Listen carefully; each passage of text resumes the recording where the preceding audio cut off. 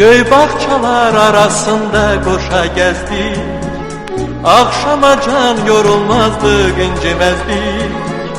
Bulut öter ulduz akar, biz bakardık, ne bahtiyardık. Ay dolandı, il dolandı, öttü zaman, sonbaharda aramızı kesti duman. Döne döne o yerleri hatırları, ne bahtiyardı.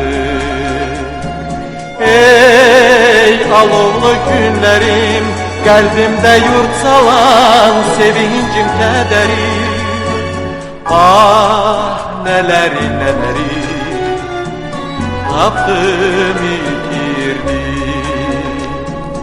Ah neleri neleri taptım yitirdim.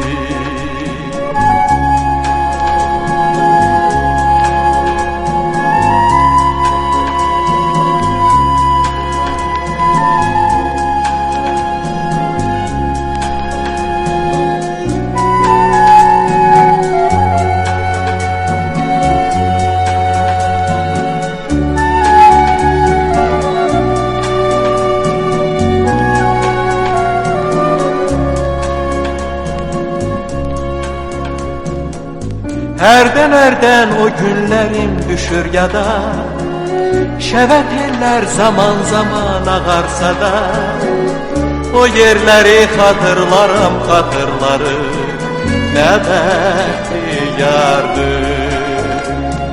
Ey alovlu günlerim, kalbimde yurt salan sevincim kederim.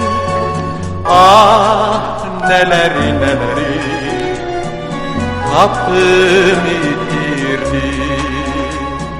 Ah neleri neleri taptım yitirdim.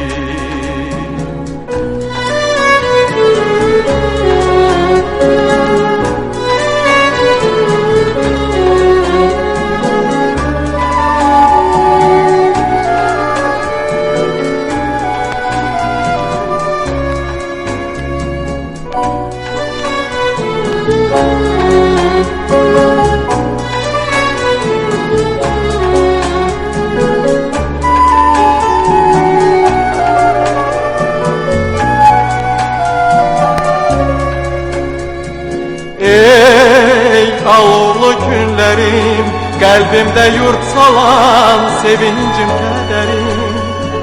Ah neleri neleri taptım yitirdim.